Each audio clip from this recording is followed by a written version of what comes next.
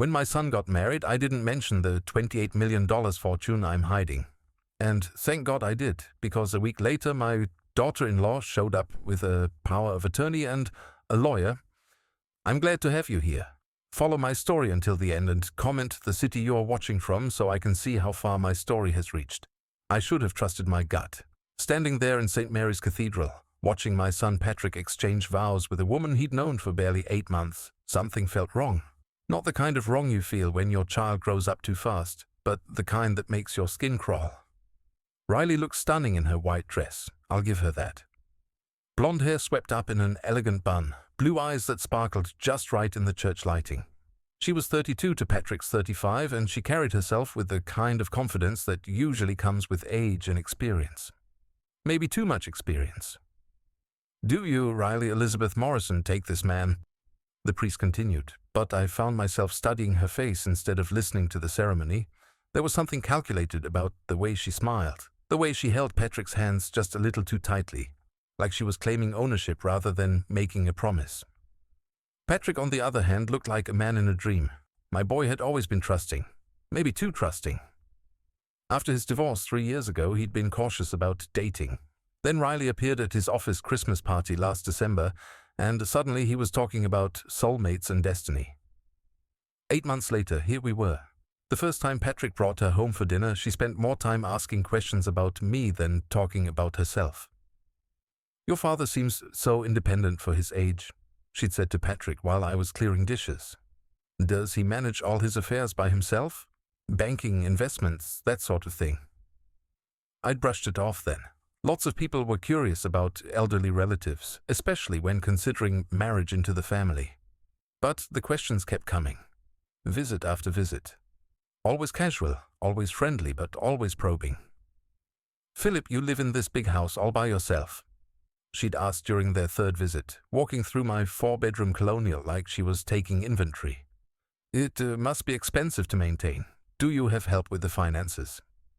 "I manage just fine," I'd answered, but I caught her eyes lingering on details.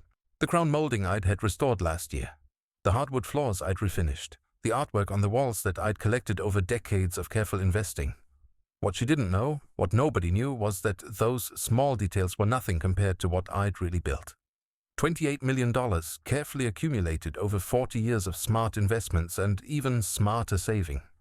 Money that sat in accounts spread across 3 different banks, managed by a financial advisor who'd never met my family and never would.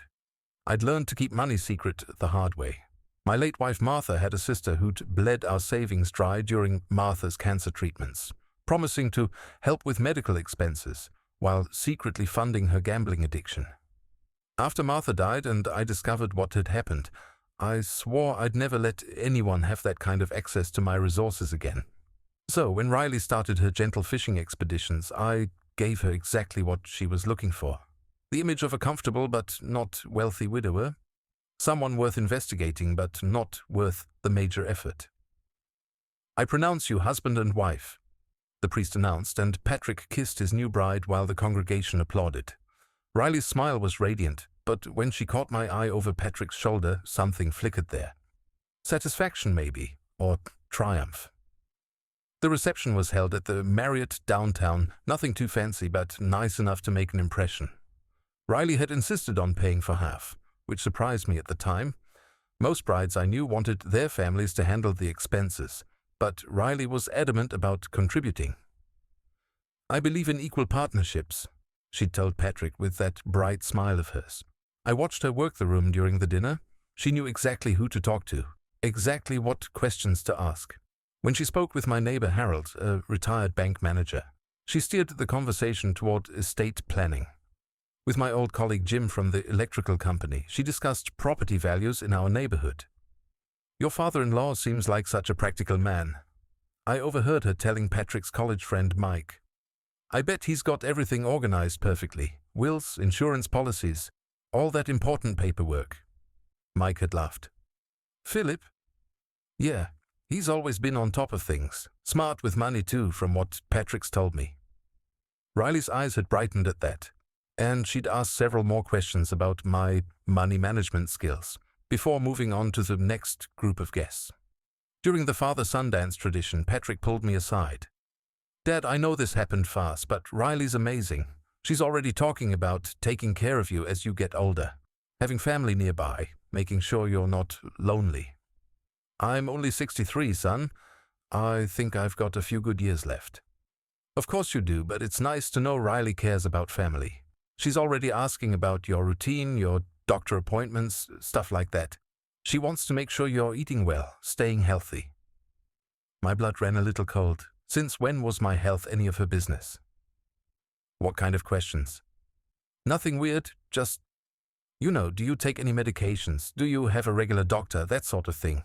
She used to work in healthcare before she got into real estate, so she notices these things." Healthcare. Riley had told us she worked in marketing for a pharmaceutical company. When had that story changed to healthcare? And why was my new daughter-in-law suddenly so interested in my medical information? "Patrick," I said carefully, "how much have you told Riley about my finances?" He shrugged. "Just that you're comfortable."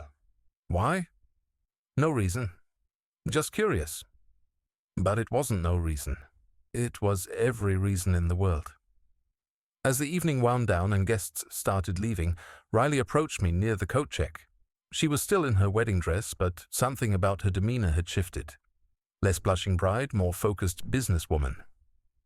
"Philip, I wanted to thank you for everything you've done for Patrick over the years. Raising him alone after Martha passed couldn't have been easy. We managed fine. I'm sure you did, but now you don't have to manage alone anymore." She placed a hand on my arm, her grip firmer than necessary. "I want you to know that Patrick and I are here for you now. Whatever you need, however we can help." "Help with what?" "Well, you're getting older. Things get complicated. Bills, paperwork, important decisions. It's a lot for one person to handle." Her smile was warm, but her eyes were cold as January. "I have experience with these things, helping elderly family members navigate their finances, make sure everything's in order."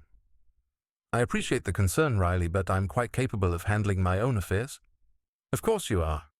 I just meant that if you ever need anything, we're here.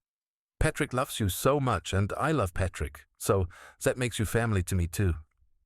She squeezed my arm again before walking away to find Patrick, leaving me standing there with a distinct feeling that I'd just been issued a warning disguised as an offer of help. That night, driving home to my empty house, I couldn't shake the conversation. Riley's questions over the past months, her sudden interest in my health and finances, the way she'd positioned herself as my future caretaker. All of it felt calculated, purposeful. I pulled into my driveway and sat in the car for a long moment, staring at my house. 4 bedrooms, 2.5 baths, sitting on 3 acres of prime Connecticut real estate. Worth maybe $600,000 according to recent comparable sales. A nice inheritance for Patrick, certainly, but nothing that would justify the kind of attention Riley had been paying to my affairs, unless she suspected there was more. I'd been careful, so careful, to maintain the appearance of modest comfort. I drove a 5-year-old Honda, shopped at regular grocery stores, lived simply. But maybe I hadn't been careful enough. Maybe someone with the right experience, someone who knew what to look for, could see through the facade. As I unlocked my front door and stepped into the quiet house, one thought kept echoing in my mind. Riley Morrison was hunting, and she thought she'd found her prey. I just hoped she didn't know how wrong she was about who was really in control of this game. The knock at my door came exactly 1 week after the wedding, on a Tuesday morning while I was having my coffee and reading the newspaper. Through the front window, I could see Riley's silver BMW in my driveway, and beside it, a black sedan I didn't recognize. My stomach dropped before I even opened the door. Riley stood on my porch wearing a navy business suit and a serious expression that was nothing like the bubbly bride from 7 days earlier. Behind her was a tall man in his 50s, carrying a leather briefcase and looking like he'd rather be anywhere else. "Philip, good morning," Riley said, her voice crisp and professional. "I hope we're not interrupting anything important. This is David Holbrook. He's an attorney specializing in elder law. We need to discuss some important matters regarding your welfare." I kept my hand on the doorknob, not inviting them in. "My welfare seems to be doing just fine, thank you." "Philip, please," she said, and for the first time I heard impatience creep into her voice. "Patrick is very concerned about you. We all are." Concerned about what exactly? The lawyer stepped forward, offering what I assumed was meant to be a reassuring smile. Mr. Phillips, I'm David Holbrook. Your daughter-in-law has shared some concerning observations about your recent behavior, and we think it would be beneficial to discuss some preventive measures. Preventive measures for what? Riley sighed, like I was being deliberately difficult. Philip, may we please come in? This isn't the kind of conversation we should have on your front porch. Against my better judgment, I stepped aside and let them into my living room. Riley perched on the edge of my sofa like she owned the place, while Holbrook remained standing, briefcase in hand. Patrick couldn't be here today because he had an important client meeting, Riley began. But he asked me to handle this situation. He's been losing sleep over some things he's noticed. What things? She reached into her purse and pulled out a small notebook, consulting it like she was reading from a script. Well, for instance, last week when we had dinner here, you forgot you'd already paid the electric bill and wrote out another check. And you mentioned scheduling a dentist appointment 3 times in the same conversation. I stared at her. Those things had never happened. I think you're mistaken. Philip, I understand this is difficult to hear, but Patrick has noticed other incidents too. You've been forgetting names of people you've known for years. Last month you called him at 2 in the morning because you couldn't remember if you'd locked the front door. Every word was a lie, and she was delivering them with the confidence of someone who'd rehearsed this performance. I've never called Patrick at 2 in the morning about anything. You probably don't remember? Riley said gently, like she was talking to a confused child. That's part of what we're dealing with here. Holbrook opened his briefcase and withdrew a thick folder. Mr. Phillips, what we're suggesting is a simple precautionary measure. Nothing dramatic, nothing that would change your daily routine. Just some basic protections in case your condition progresses. My condition? Age-related cognitive decline, Riley said matter-of-factly. It's very common, Philip, nothing to be ashamed of, but it does mean we need to put certain safeguards in place. I felt like I was watching a magic show where I couldn't figure out the trick. What kind of safeguards? Holbrook placed the folder on my coffee table and opened it to reveal several legal documents. A limited power of attorney, giving your son and daughter-in-law the ability to help with financial decisions if needed. Healthcare directives ensuring you get proper medical attention. Very standard documents for someone in your situation. Someone in my situation, I repeated slowly. A widower in his mid-60s living alone, showing early signs of memory issues, Riley explained as if she was being helpful. Patrick loves you too much to watch you struggle with confusion about bills and important decisions. The audacity was breathtaking. She was sitting in my living room, spinning a complete fiction about my mental health, and expecting me to sign away my financial autonomy based on her lies. I'm not signing anything, I said. Riley's mask slipped for just a moment, and I caught a glimpse of something cold underneath. Then the concerned expression was back. Philip, please don't make this harder than it needs to be. Patrick is so worried about you. Then Patrick can come talk to me himself. He tried, she said, her voice getting sharper. He's been trying for months, but you keep insisting everything is fine when it clearly isn't. Holbrook cleared his throat. Perhaps we should discuss the medical assessment option. Medical assessment? I asked. Riley nodded enthusiastically. We've arranged for Dr. Morrison, no relation, just a coincidence, to evaluate your cognitive function. He specializes in age-related mental decline. Very compassionate, very understanding. You've already arranged it? Well, Patrick was so concerned, and Dr. Morrison had an opening this Friday.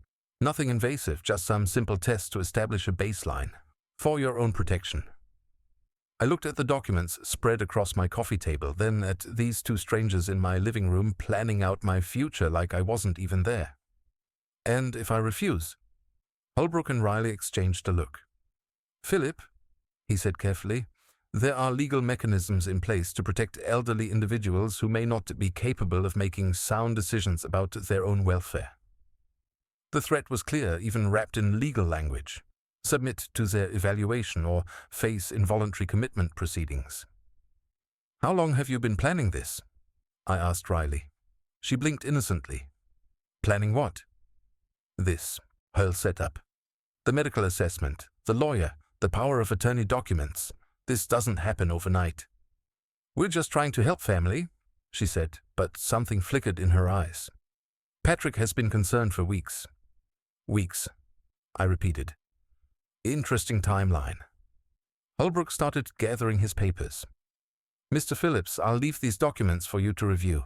The healthcare directive is particularly important. It ensures that if something happens to you, your family can make medical decisions on your behalf. Something like what? Accidents, sudden illness, emergency situations where you might not be conscious or capable of communicating your wishes, Riley said smoothly. Very standard planning for someone your age. After they left, I sat in my living room staring at the folder they'd left behind. The power of attorney document was indeed comprehensive, giving Patrick and Riley joint control over my bank accounts, property decisions, and healthcare choices. It was designed to look protective, but it was actually a complete transfer of control. I picked up my phone and called Patrick's office. His secretary told me he was in meetings all day and couldn't be disturbed. I tried his cell phone, straight to voicemail. That afternoon I drove to Patrick's office building and waited in the parking lot. At 6:30 I saw him walking toward his car and called out to him. "Dad, what are you doing here?" "I need to talk to you about Riley's visit this morning." His expression shifted, becoming guarded. "She told me she was going to stop by." "Patrick, she brought a lawyer. She's claiming I have memory problems, that you're concerned about my mental health. None of that is true." He sighed, looking uncomfortable. "Dad, maybe we should go somewhere private to talk about this." "I'm talking about it now. Have you been telling Riley that I'm forgetful, that I call you in the middle of the night? You have seemed a little off lately. Riley noticed it too. She's just trying to help." "Off how?" "I don't know, just different, less sharp than usual. And you did call me late that night about the door locks." I stared at my son, this man I'd raised, this person I thought I knew better than anyone in the world. "Patrick, I have never called you about door locks. Not once in my entire life." "Dad, you probably just don't remember." "I remember everything, Patrick. Every conversation, every phone call, every interaction I've had with you in the past year. What I don't remember is becoming the confused old man that Riley seems to think I am." Patrick looked away, and I realized with growing horror that he genuinely believed what he was saying. Either he was lying to my face, or Riley had somehow convinced him that these fictional incidents had actually occurred. "Son, listen to me very carefully. I am not having memory problems. I am not confused about my finances or my health. I do not need a power of attorney or a medical evaluation. What I need is for you to tell me why your wife of 7 days is trying to gain legal control over my life." "She's not trying to control anything, Dad. She's trying to protect you." "From what?" "From making mistakes that could hurt you later. From people who might take advantage of an elderly man living alone. From yourself, if things get worse." The conversation continued for another 20 minutes, but it was clear that Patrick had already made up his mind. Riley had planted seeds of doubt about my mental capacity, and he'd accepted her version of reality over his own observations. As I drove home, my hands shaking on the steering wheel, I understood what was happening. Riley wasn't just after my money. She was systematically positioning herself as my caretaker, creating a narrative of decline and confusion that would justify taking control of my affairs. The terrifying part was how good she was at it.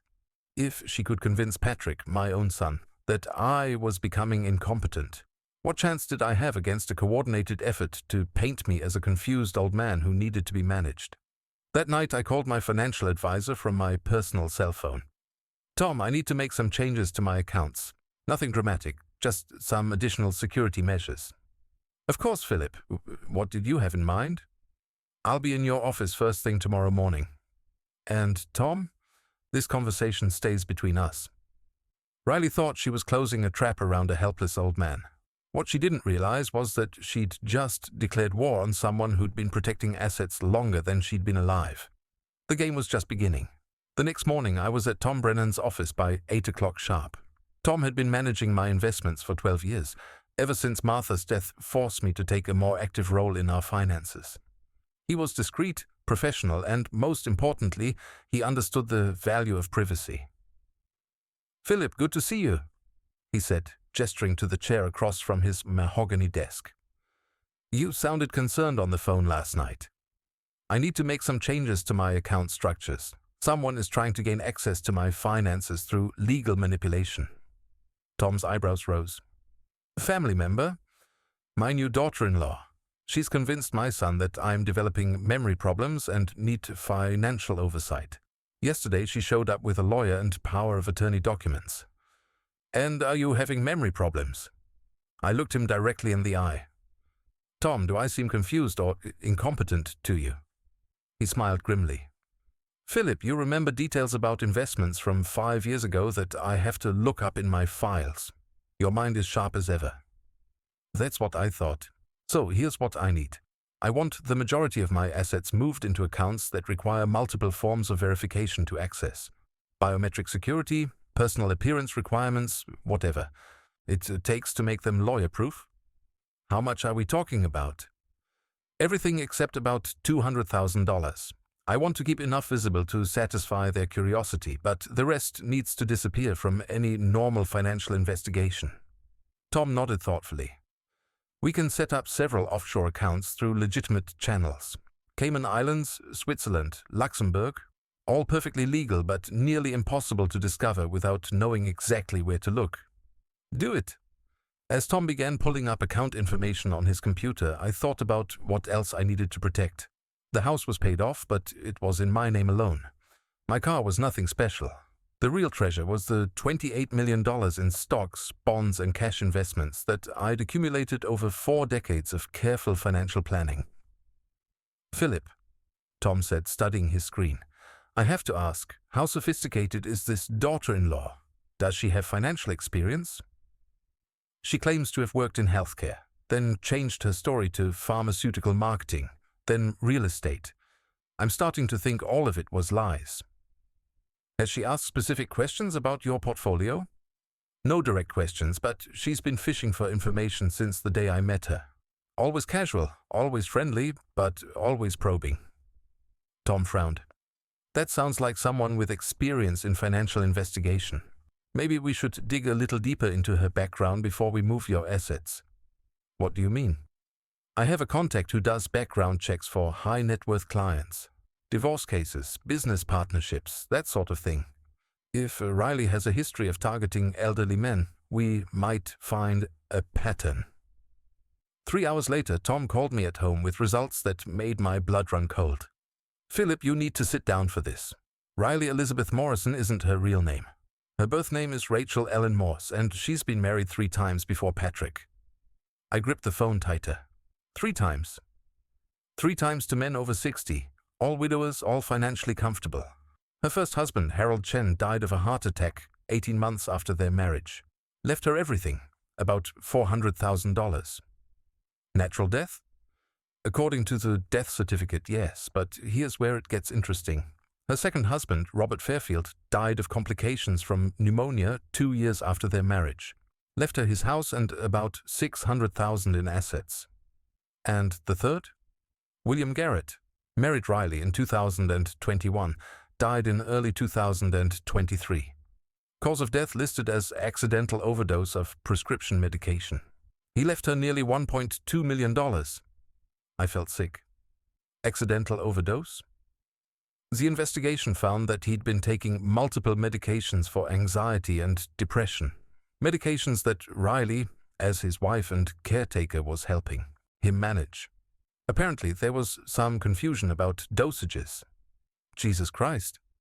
It gets worse, Philip. I found records showing that in each case, Riley had convinced her husband to sign over financial power of attorney within the first few months of marriage. She always cited concerns about their mental health or capacity to manage complex financial decisions. The exact same story she's trying with me. The exact same story. And Philip. Each of these men had reported to friends or family members that they were experiencing memory problems, confusion, or other cognitive issues in the months before they died. I sat in my kitchen chair, staring out the window at my peaceful backyard, trying to process what Tom was telling me. Riley wasn't just a gold digger looking to inherit money eventually. She was systematically murdering wealthy men and stealing their fortunes. Tom, I need copies of everything you found. Already printed. I'm also going to recommend that you contact the police. Not yet. If Riley realizes I'm onto her, she might accelerate her timeline with Patrick. Right now she thinks she's dealing with a confused old man who will eventually sign over control of his modest assets. I need to keep her believing that while I figure out how to save my son. Philip, this woman is dangerous. I know. But Patrick is completely under her spell. If I go to the police now with accusations about 3 previous husbands, he'll think I've lost my mind. She's already convinced him that I'm having cognitive problems. What's your plan? I need to document everything she's doing. Every lie, every manipulation, every false claim about my mental state. I need evidence that will convince Patrick before she can hurt him. That afternoon I drove to the public library and used one of their computers to research Rachel Ellen Morse. The deeper I dug, the more horrifying the pattern became. She would identify wealthy widowers through online obituaries, then research their families and financial situations. She'd position herself to meet them through work, social events, or mutual acquaintances, always appearing as a caring woman looking for genuine companionship. Once married, she'd begin documenting concerning behaviors. She'd hide bills to create evidence of confusion, cancel appointments to suggest memory problems, and gradually isolate her husband from friends and family members who might question her narrative. Then came the power of attorney, the increased control over medications, and finally the convenient death. What terrified me most was how far along this process she'd already gotten with Patrick. The wedding had been rushed, she'd already started the financial questioning, and now she was moving to the legal control phase. According to her pattern, I probably had months, not years, before she decided I was more valuable dead than alive. That evening Patrick called. His voice was strained, worried. "Dad, Riley told me about your meeting yesterday. She said you seemed very confused, that you didn't remember some of the things we discussed about your health." "Patrick, we've never discussed my health." "Dad, please, I know this is hard to accept, but Riley has experience with these things. She's dealt with elderly relatives before." "What relatives?" A pause. Her grandfather had dementia. She knows the warning signs." Another lie. According to my research, Riley's grandparents had died when she was a child. She'd never been anyone's caregiver. "Patrick, I want you to listen to me very carefully. Riley is not who you think she is." "Dad, don't start with this paranoia again." "Her real name is Rachel Ellen Morse. She's been married 3 times before, not never like she told you. All 3 of her previous husbands died under suspicious circumstances." That's insane, Dad. You're talking like a conspiracy theorist." "I have documentation, death certificates, marriage records, financial records showing she inherited significant money from each husband." "Dad, you're scaring me. This kind of paranoid thinking. It's exactly what Riley said might happen." The phone went quiet for a long moment. When Patrick spoke again, his voice was careful, like he was talking to someone unstable. "Dad, I think you should consider the medical evaluation Riley arranged, just to rule out any physical causes for these thoughts you're having. Patrick, she's using the same pattern with us that she used with 3 other men. She convinces the family that the husband is mentally incompetent, gains control of his finances, then kills him." "Dad, stop. Just stop. I can't listen to this anymore." He hung up. I sat in my kitchen holding the dead phone, realizing that Riley had played this perfectly. By establishing the narrative of my mental decline first, she'd made it impossible for me to warn Patrick without sounding exactly like the paranoid, confused old man she claimed I was becoming. Any evidence I presented would be dismissed as the delusions of someone with dementia. Any attempt to expose her past would be seen as proof that I was mentally unstable. She'd created a perfect trap where the truth itself became evidence of my supposed illness. But she'd made one crucial mistake. She thought she was dealing with a man who had a few $100,000 in assets and a son who would inherit everything. She had no idea about the $28 million I'd hidden, or about the fact that I'd been protecting money from predators since before she was born. Riley Morrison thought she was playing chess with a confused old man. What she didn't realize was that she'd just declared war on someone who'd been playing this game at the master level for longer than she'd been alive. Tomorrow I would start building my counterattack, and this time I wouldn't be playing defense. I spent the next 3 days setting up what I called my confused old man performance. If Riley wanted to believe I was mentally declining, I'd give her exactly what she expected while secretly documenting every move she made. The first step was installing a hidden security system. I hired a company that specialized in discreet surveillance for elderly clients who were concerned about caregiver abuse. Tiny cameras went into my living room, kitchen, and front hall, all connected to a recording system hidden in my basement. Audio recording devices went into my phone and several rooms of the house. "Mr. Phillips," the technician said as he finished the installation, "these recordings will hold up in court if you ever need them. The system automatically saves everything to a secure cloud server, so even if someone destroys the physical equipment, you'll still have the evidence." "Perfect. And nobody can detect these cameras?" "Not unless they're specifically looking for them. To a casual observer, they're invisible." The second step was my performance strategy. I would act slightly more forgetful than usual when Riley was around, but not so much that she'd suspect I was faking. I needed her to feel like her plan was working while giving me time to gather evidence. The third step was protecting Patrick. According to my research into Riley's pattern, she always isolated her husbands from family and friends before making her final move. I needed to document that process as it happened. Riley took the bait faster than I expected. On Thursday morning, she showed up at my door with grocery bags and a bright smile. "Philip, I thought I'd make you lunch today. Patrick mentioned you've been forgetting to eat regularly." I let her in, playing the slightly befuddled character I'd decided to portray. "That's very thoughtful, Riley, but I eat just fine." "I'm sure you do, but sometimes when we're dealing with stress or confusion, our routines get disrupted." She moved into my kitchen like she owned it, unpacking ingredients and setting up to cook. "Patrick is so worried about you. He barely slept last night." "Worried about what?"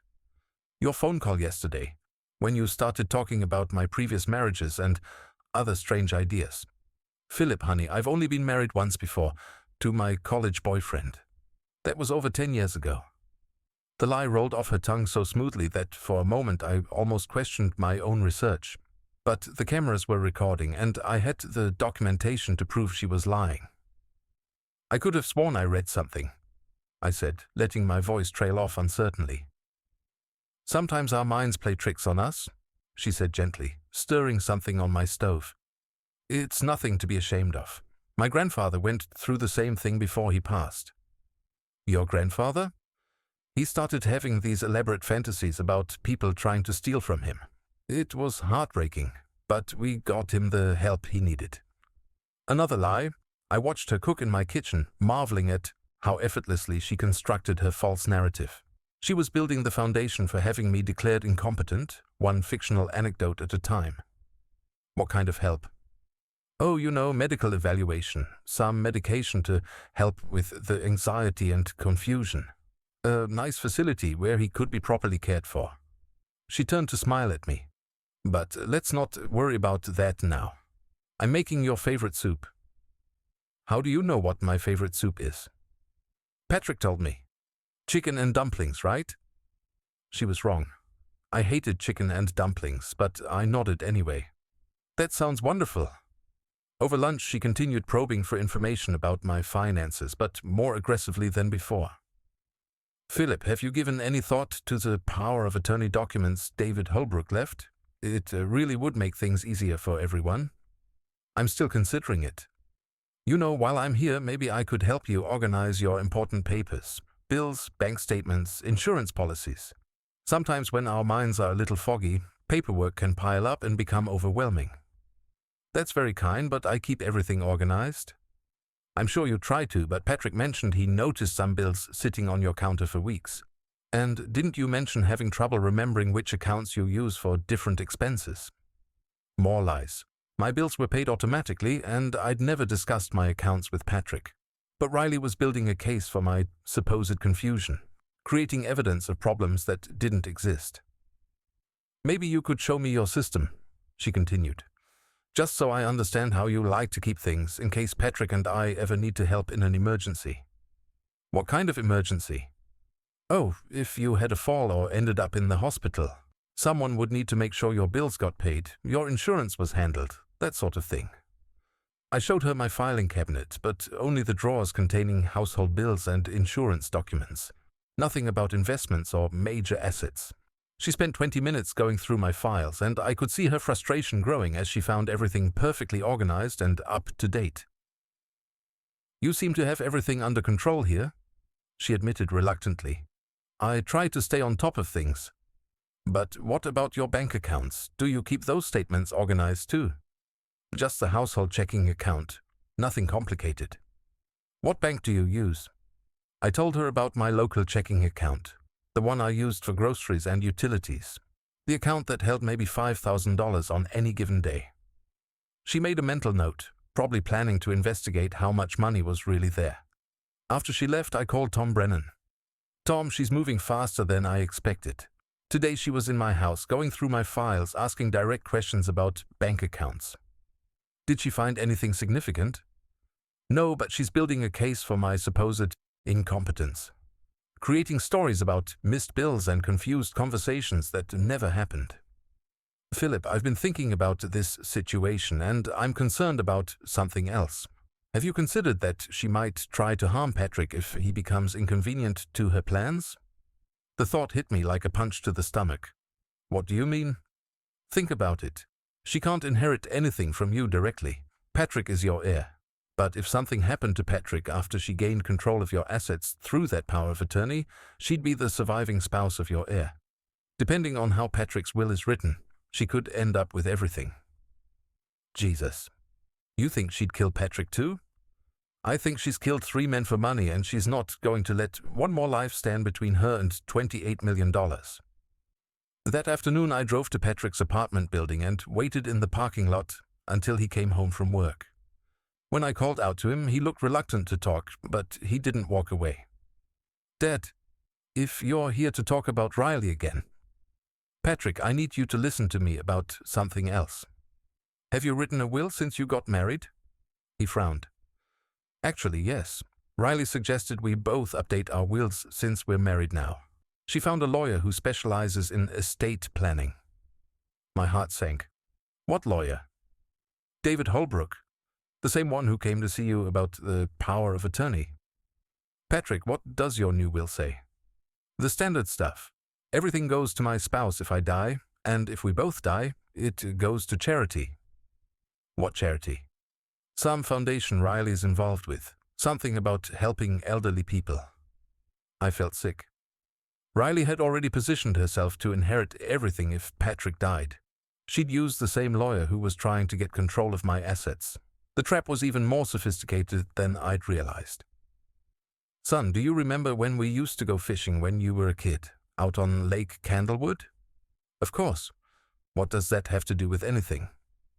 "Do you remember what I taught you about fishing? About how to tell when something was trying to steal your bait?" Patrick's expression softened slightly. "You said to watch the line carefully, that sometimes the fish would nibble around the edges before taking the hook, and if you weren't paying attention, they'd steal everything and swim away." "That's right. And what did I tell you to do when you suspected something was stealing your bait?"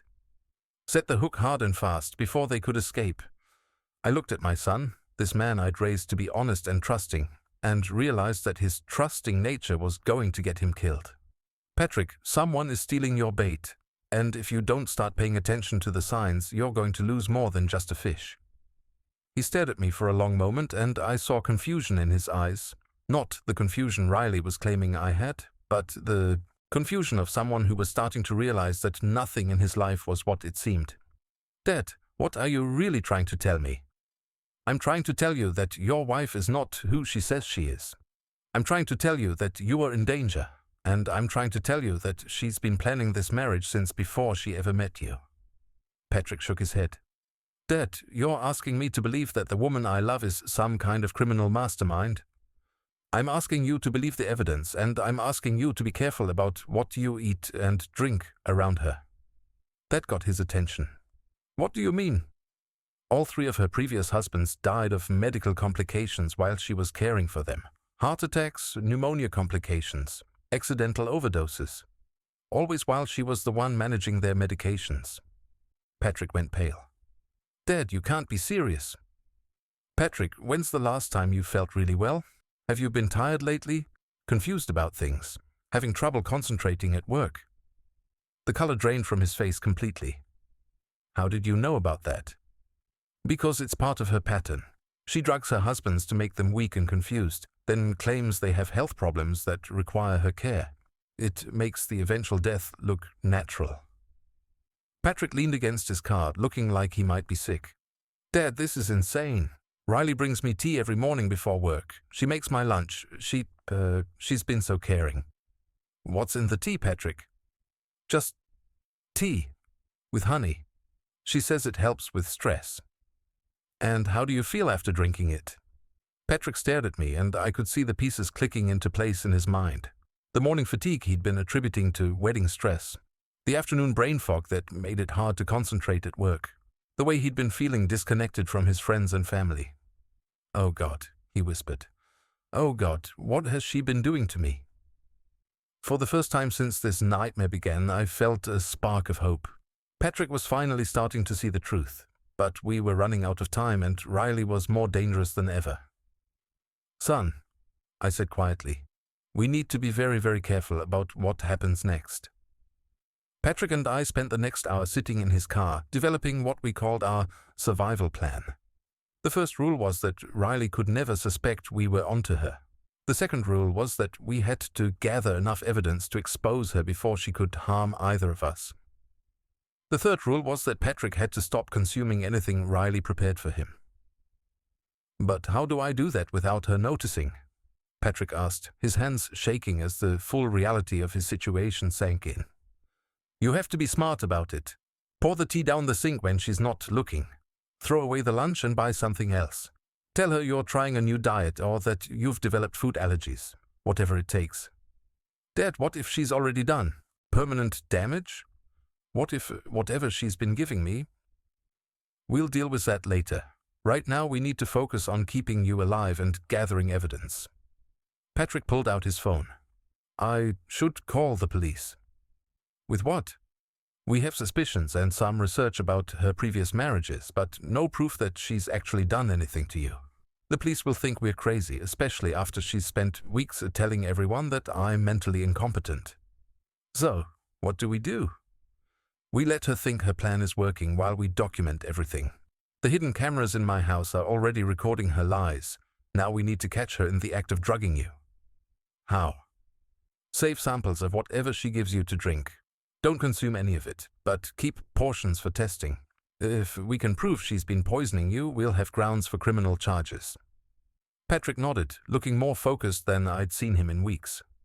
What about you? If she thinks you're signing over power of attorney, I'm going to string her along, make her think I'm getting more confused and more willing to give up control. But I need you to play along with her story about my mental decline. I can't do that, Dad. I won't help her. You have to, son. If you suddenly start defending my mental capacity, she'll know something has changed.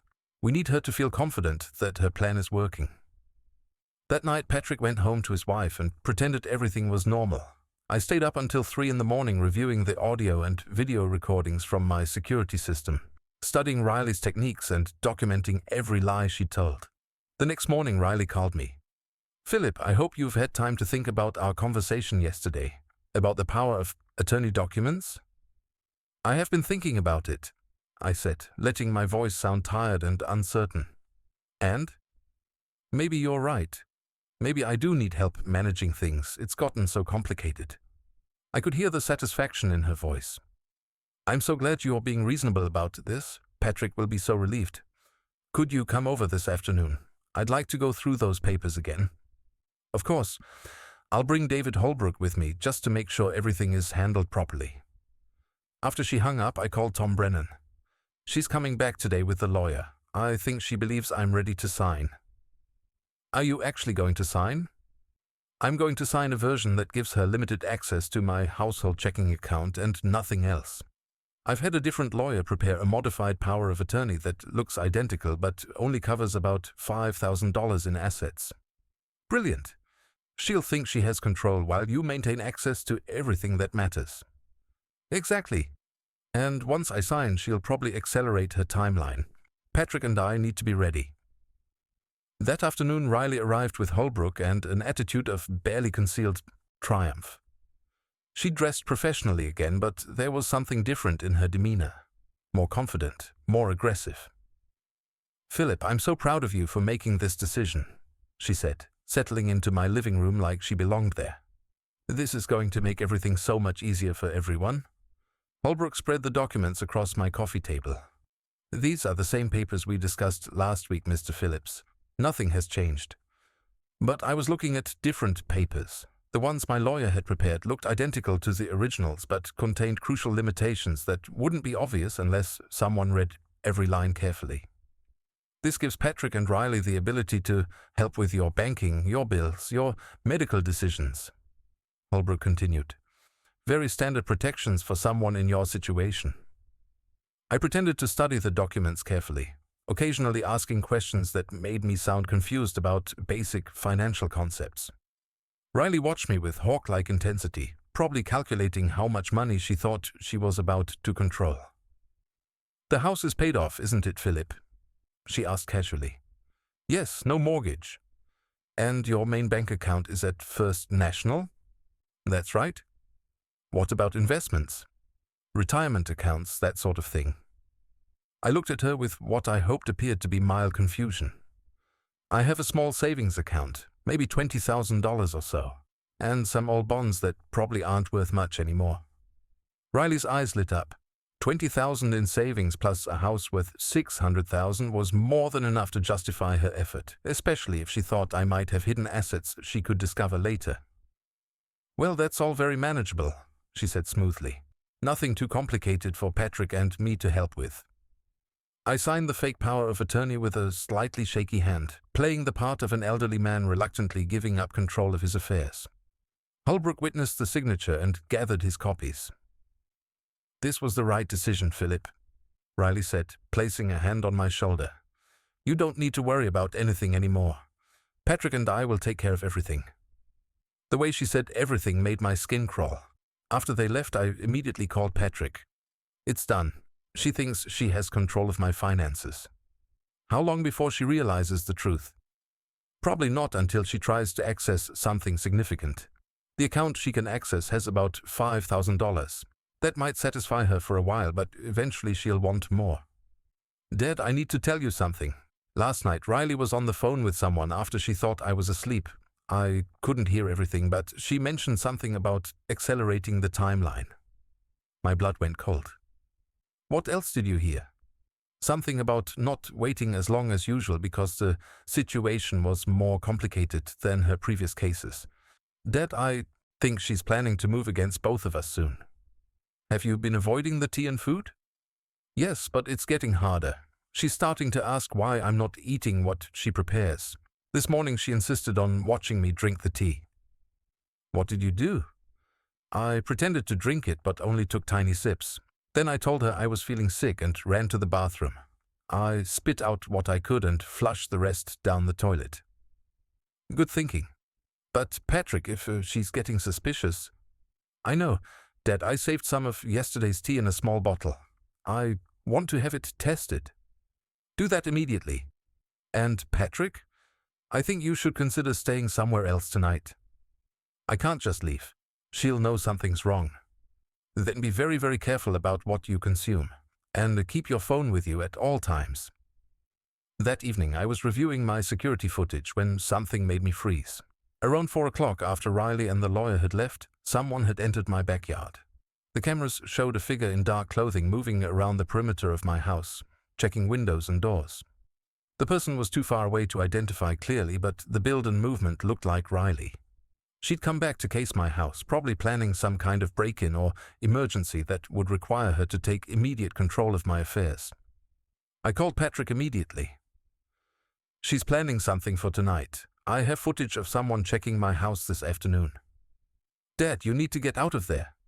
"No, If I disappear, she'll know we're onto her. But I'm going to be ready for whatever she's planning. I spent the evening preparing. I moved my most important documents to a safe deposit box. I made sure my security system was recording everything. I put a baseball bat beside my bed and my cell phone on speed dial to 911.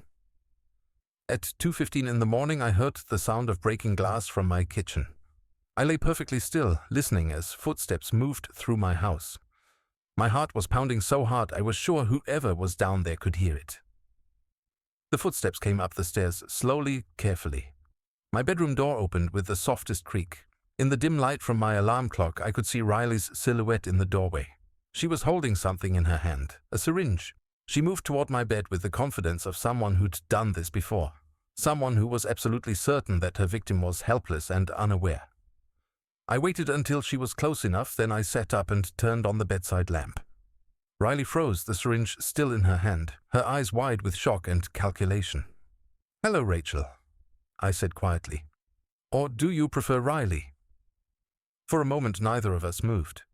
Then slowly, Riley's shocked expression melted into something cold and predatory. "You clever old bastard," she said, her voice completely different now. Gone was the sweet, concerned daughter-in-law. This was the real Riley, the woman who'd killed 3 men and was about to kill a 4th. "Put the syringe down, Riley." She laughed, a sound with no warmth in it. "I don't think so, Philip. You've caused me a lot of trouble, but nothing I can't handle. The house is wired with cameras. Everything you've done tonight is being recorded. Then I guess I'll have to destroy the recordings along with everything else." She took a step closer. "You know, my original plan was to let you live a little longer. Milk the power of attorney for a few months, then arrange a nice, peaceful death. But you just couldn't leave well enough alone. What's in the syringe? Insulin. Lots of insulin. You'll go into diabetic shock and die peacefully in your sleep. Very sad, very natural for a man your age." "And Patrick?" "Patrick will be devastated by his father's sudden death. So devastated that he'll need extra medication to cope with the grief. Sometimes people accidentally take too much when they're not thinking clearly." The casual way she described murdering my son made something snap inside me. This woman had been in my house, eating my food, pretending to care about my family while planning to kill both of us for money. "You made one mistake, Riley." "What's that?" "You assumed I was just another helpless old man?" I lunged forward and grabbed her wrist, twisting hard until she dropped the syringe. Riley was strong, but I was desperate, and desperation gave me strength I didn't know I still had.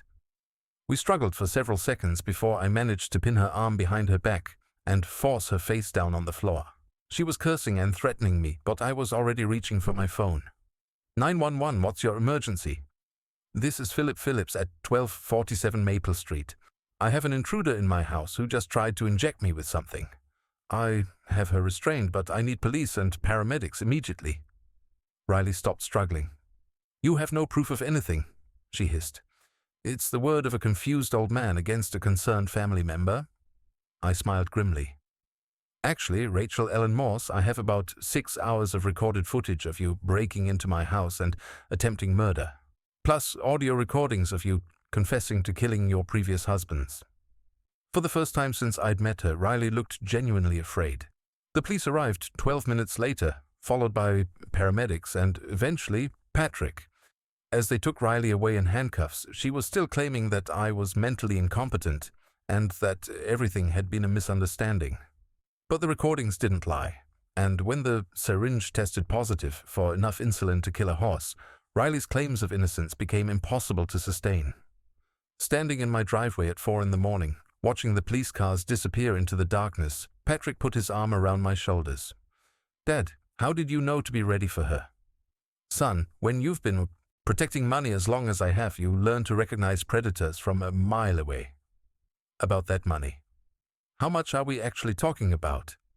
I looked at my boy, my son who'd almost died because a monster had chosen our family as her hunting ground. "Patrick," I said, "I think it's time we had a very long conversation."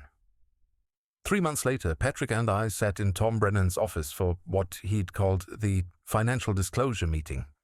Riley, or Rachel as we now knew her real name, was awaiting trial for attempted murder, conspiracy, and fraud. The investigation into her previous husband's deaths had been reopened, and prosecutors were confident they had enough evidence to put her away for life.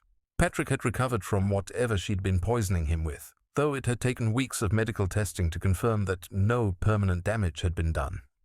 The doctor said he'd been receiving small doses of a combination of sedatives and anti-anxiety medications that had kept him in a constant state of mental fog. The scariest part, Patrick had told me, is how normal it felt while it was happening. I just thought I was stressed from the wedding and adjusting to married life. I never suspected that someone was drugging me. Now sitting across from Tom's mahogany desk, Patrick was about to learn the truth about what Riley had really been after. "Patrick," Tom began, "your father has asked me to explain the full scope of his financial situation. What I'm about to tell you may come as quite a shock." Patrick looked at me, then back at Tom. "How much of a shock?" "Your father is worth approximately $28 million. Patrick's face went completely blank. "I'm sorry, what?" $28 million, Tom repeated. "Accumulated over 40 years of careful investing, smart financial planning, and extremely disciplined saving."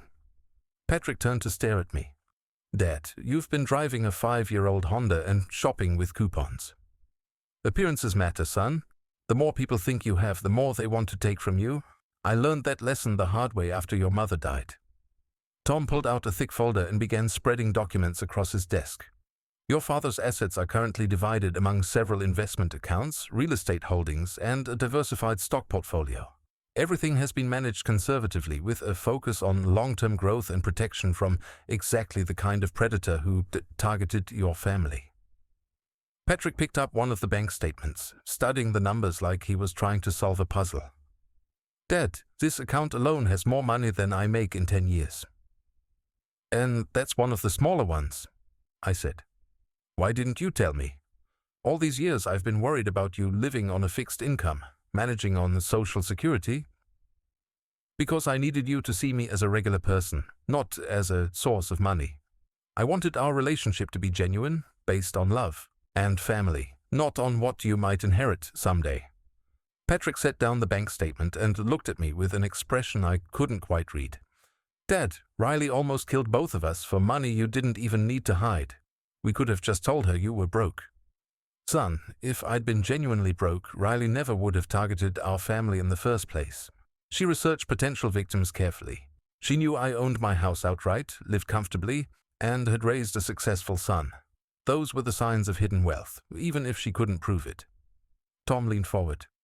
"Your father's instinct to hide his assets probably saved both your lives. If Riley had known the real numbers, she might have been more desperate and moved much faster." "So, what happens now?" Patrick asked. I'd been thinking about that question for months. "Now we decide what to do with it. I'm 63 years old, Patrick. I have more money than I could spend in 5 lifetimes. The question is what kind of legacy I want to leave." "What do you mean?" "I mean that money sitting in accounts doesn't help anyone. Your mother always said that wealth without purpose is just numbers on paper." Tom pulled out another set of documents. "Your father has asked me to research some options for putting his wealth to work in meaningful ways." "What kind of options?" "Foundations that help elderly people avoid financial fraud. Educational programs that teach people how to recognize and escape from abusive relationships. Legal aid funds that help victims of domestic violence get the resources they need to start over safely." Patrick was quiet for a long moment, absorbing everything he was hearing. "Dad, you want to give away $28 million? "Not all of it. I want to give away most of it, to people who need it more than we do." "But what about my inheritance? What about your retirement?" I smiled. "Son, I could live comfortably for the rest of my life on just the interest from $5 million. And you'll still inherit more money than most people see in a lifetime. The question is whether we keep it all for ourselves or use it to help other people avoid what we just went through." Patrick looked around Tom's office at the expensive furniture and the degrees on the wall, then back at me. "Dad, can I ask you something?" "Anything." "Were you happy? All these years having all this money but living like you didn't?" It was a fair question, and one I'd asked myself many times over the years. "Happy is complicated, Patrick. Was I happy having financial security? Absolutely. Was I happy knowing I could handle any emergency, pay for any medical treatment, help you if you ever needed it? Yes. But I was also constantly worried about protecting it, constantly suspicious of people's motives, constantly performing this character of a modest retiree instead of being myself. And now? Now I want to use it for something bigger than just protecting myself. Tom interjected, Patrick, we're not talking about making these decisions immediately. This is a conversation that could take months or even years, but your father wanted you to understand the full scope of what's available. Patrick picked up another bank statement, this one showing an account balance of over $4 million. Dad, I need to ask you something else. Go ahead.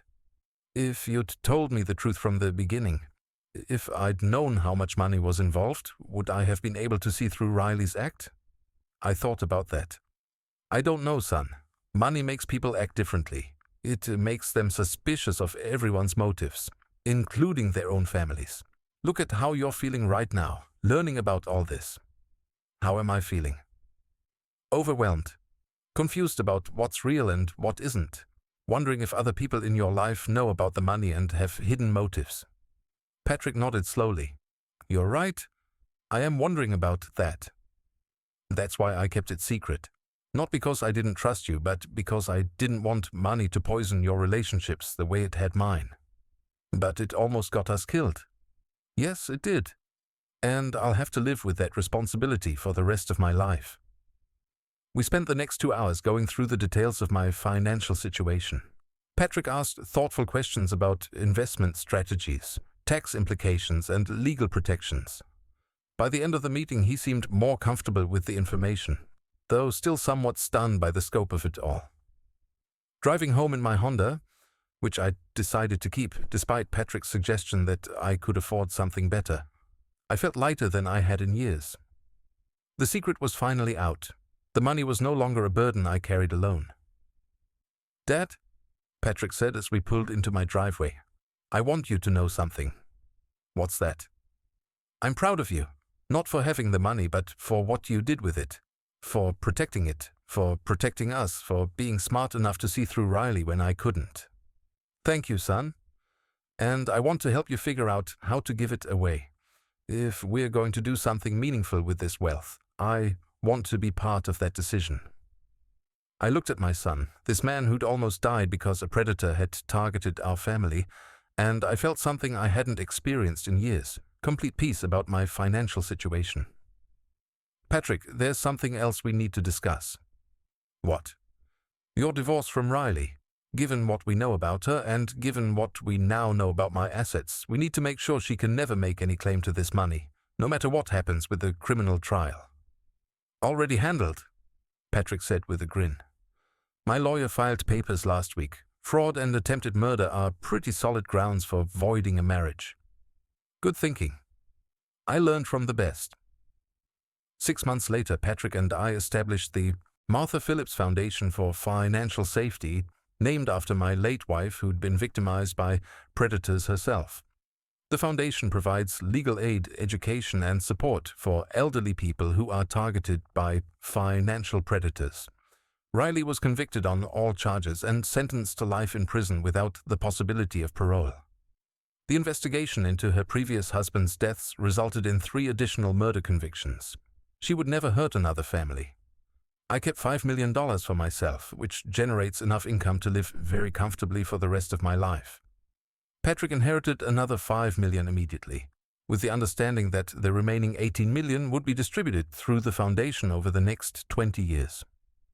On the first anniversary of Riley's arrest, Patrick and I were sitting in my kitchen, sharing a pot of coffee I'd made myself, when he asked me a question that made me smile. Dad, do you ever regret keeping the money secret for so long? I thought about the question while I sipped my coffee. You know, son, I spent 40 years protecting money from people who wanted to steal it.